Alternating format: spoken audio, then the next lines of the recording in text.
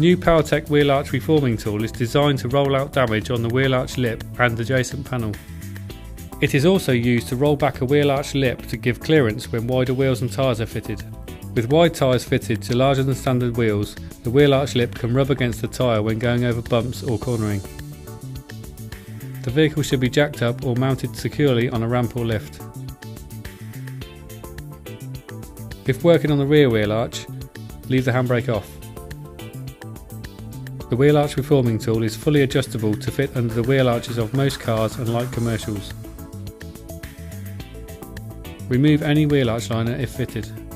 If the vehicle uses tapered wheel nuts or bolts, then use the tapered adapter washers supplied.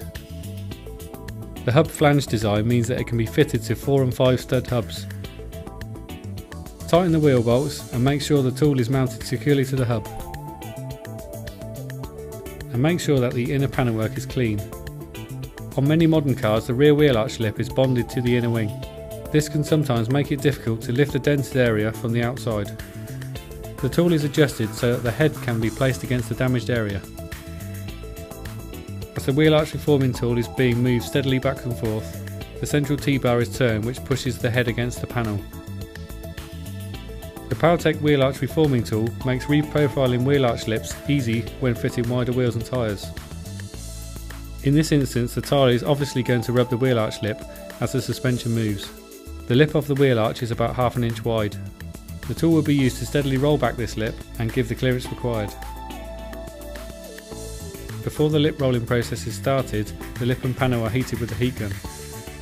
This is to make sure that the paint on the wheel arch lip does not crack when being rolled.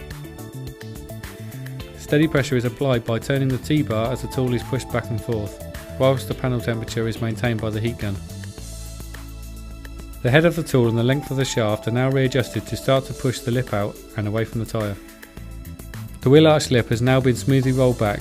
The use of the heat gun has ensured that the paint has not cracked.